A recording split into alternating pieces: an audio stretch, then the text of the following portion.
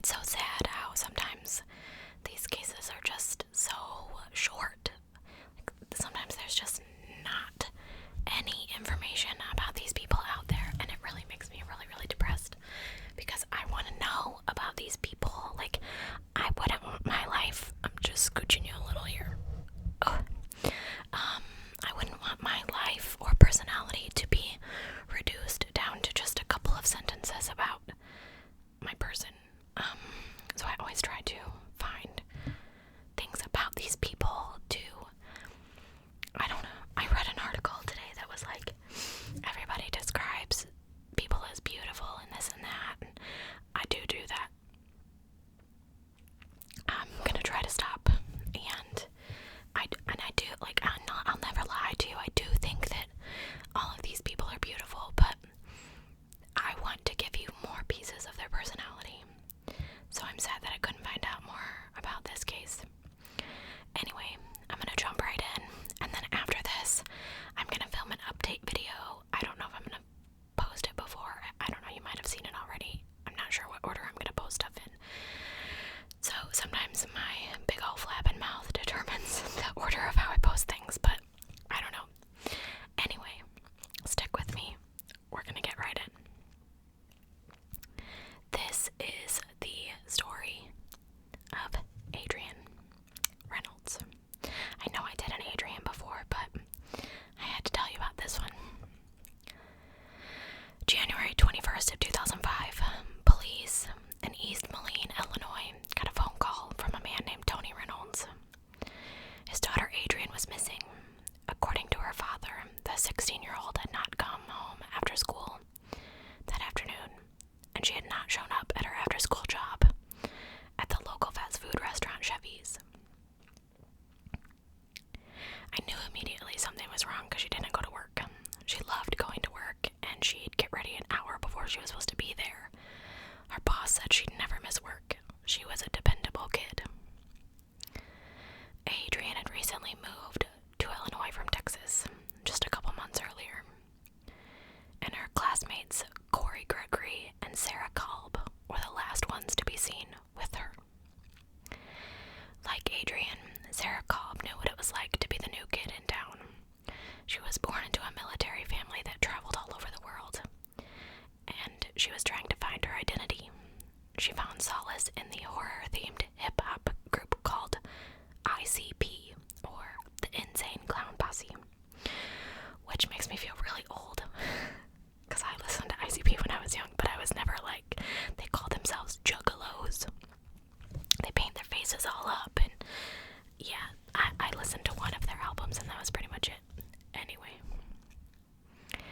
she and Corey had met and become friends around a year earlier after meeting at the local mall and sharing a joint. After that, they were inseparable. It was common knowledge that Corey had a crush on Sarah, but Sarah was more into girls. Sarah and Corey started hanging out with a local group of juggalos, and after years of feeling like an outcast, Sarah finally felt like she fit in. She became the group's leader, the alpha female, and she was the one that called the shots. And then Adrienne Reynolds showed up. Adrienne herself had grown up fast. She was smoking pot almost daily as a youth, and went to treatment for crystal meth as a very young teenager.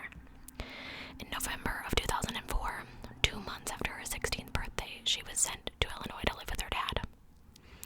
And the first time Sarah laid eyes on Adrienne, she told a friend, "Look at her, she's hot." The feeling was mutual.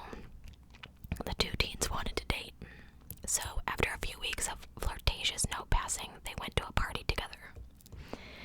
Adrienne got romantic that night, but not with Sarah. She left the party for a few hours, and when she came back, she allegedly told Sarah that she had slept with 2 guys that she'd met at the party. I read 2 different things. One the night before and one the day after, and one article said that it was both the night before, and I'm having that fear of sneezing again. I don't have a cold. I don't know. It's like the light or something. Anyway. After Adrienne made that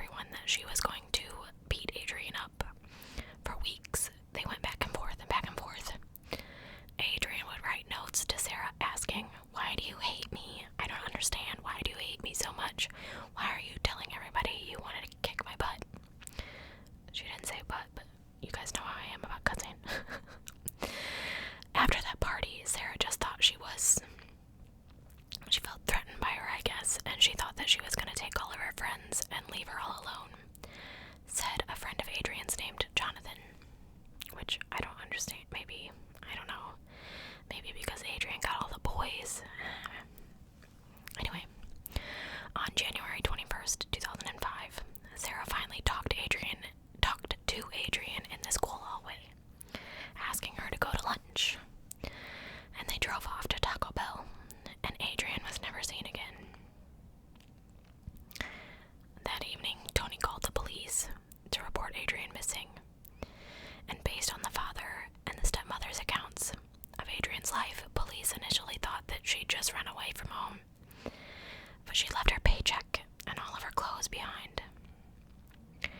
Police were soon given the names of Sarah Kolb and Corey Gregory. An officer called Sarah on the phone, and she told him that after lunch she dropped Adrienne off at the McDonald's at Adrienne's request. Sarah stated she said she didn't want her parents to see that she was in the car with a boy, and before I'd hung out with her that one time, she told her parents Corey was my brother and he's not. So I dropped her off at the McDonald's, which is right across the street from her house. But if you do hear anything, I would appreciate if you'd call me and let me know, Sarah told the officer. And it was true that Adrienne's dad did not approve of her being in the car with boys. Something really didn't make sense to him. Why would Adrienne worry about being dropped off at home around noon when she knew that he didn't come home from work until hours later? He said that this was the point that he started to feel scared for the welfare of his daughter. And the more that Adrienne's parents learned of her relationship with Sarah, the more frightened that they got. Adrienne's parents decided to drive around to find her. They also discussed everything they knew about Sarah and Corey, the teenagers that they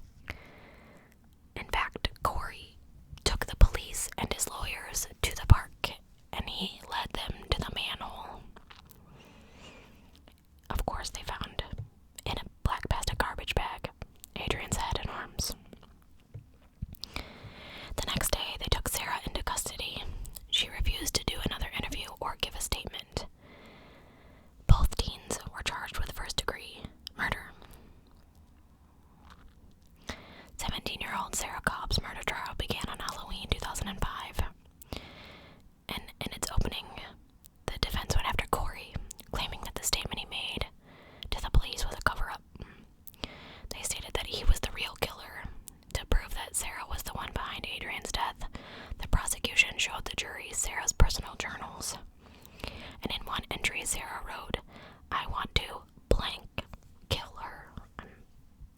I'm not. I don't cuss, you guys know that. Classmate Nathan Gaudet was called to the stand by the prosecution, and he dropped a bombshell. He said, Sarah didn't cut up Adrianne's body. He did. Nathan said on the Sunday after Adrienne went missing, Sarah and Corey had called him to ask if he wanted to see something cool. He testified they asked, "Hey Nate, you want to come see a dead body?" Nathan told jurors that he brought over a saw and helped Sarah and Corey dismember Adrianne's body. They took the head and arms in a trash bag, threw it in the trunk of the car, then stopped at McDonald's drive-thru to eat before going to the park. Nathan said he did it out of loyalty. "I thought I was just helping a couple of friends out." He said that Sarah and Corey were laughing at Adrianne's corpse, telling her that she deserved what she got for being promiscuous. In court, Sarah admitted that she and Adrienne fought in the Taco Bell parking lot, but said that it was Corey who killed her. She said that she didn't have the strength in her hands to strangle somebody. Sarah was described as emotionless, as she described Adrianne's death.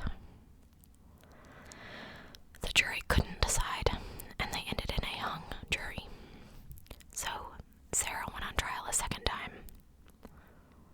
This time, the defense made a dramatic change. They did not call Sarah to the stand. I don't think that anyone expected during the first trial that she would be so cold and so emotionless, and that probably hurt her, said Nicole Lally, a reporter who covered the trials. Sarah Cobb and Corey Gregory were both charged with 2 counts of first-degree murder and concealment of a homicide on February 1st, 2005. They both pled not guilty. Sarah was sentenced to 48 years in prison for murder and 5 years for concealment. These sentences were to be served consecutively for a total of 53 years incarcerated. Sarah is serving her sentence at the Logan Correctional Center. In the meantime, Corey Gregory pled guilty to all charges against him. And on July 10th, he was sentenced to 40 years in prison for murder and 5 years for concealment, resulting in a 45-year prison term. He is serving his sentence at Statesville Correctional Center. Nathan Gaudet was also charged with concealment for helping to dismember Adrienne. He pled guilty and was given a juvenile sentence of 5 years. He was released from juvenile detention on November 11th, 2008, after serving almost 4 years. Unfortunately, on April 16th, 2012, he died in an automobile accident in Indiana. So, this is another one that I just don't.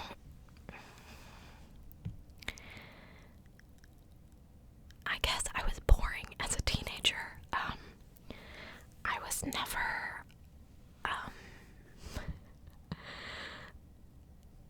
so emotionally crazy about someone that I wanted to kill someone over it.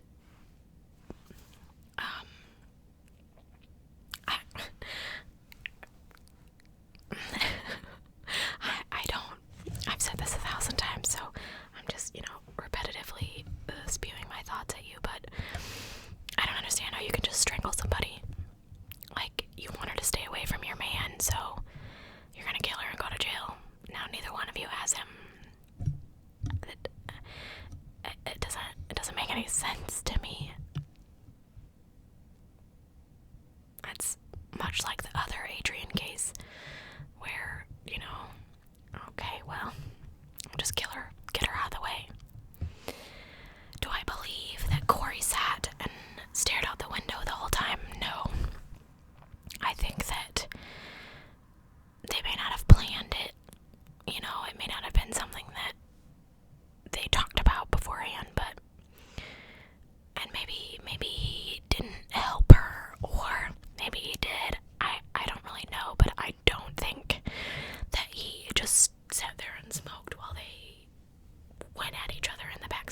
because I don't know what kind of car it was, but there's absolutely no way that you could get into a fist fight in the backseat of a car unless it's like a giant Lincoln Town car or something and not hit the person in the front.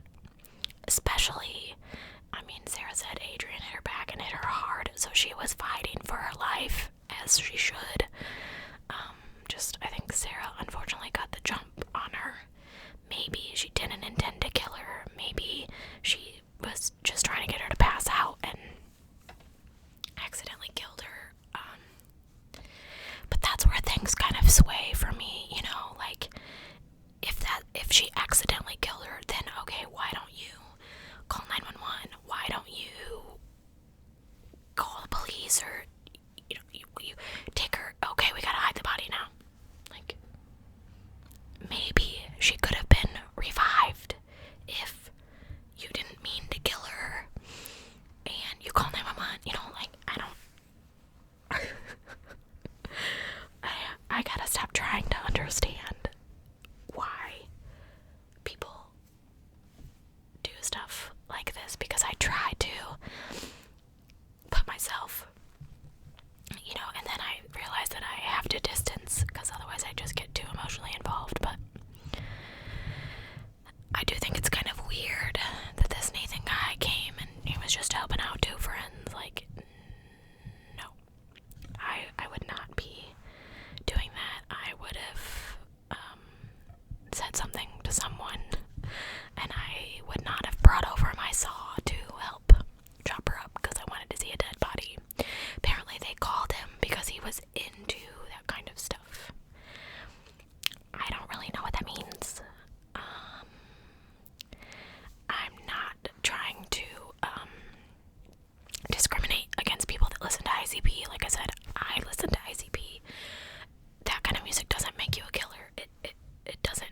It's not murdery music. Actually, one of my favorite songs by them is about a game show. It cracks me up. No, that's not my favorite. House of Horrors is my favorite. Anyway, I haven't listened to them in a long time. So I don't think the music had anything to do with it. I know that I'm sure that somewhere somebody blamed the music, and they blamed Sarah was gothic, and that's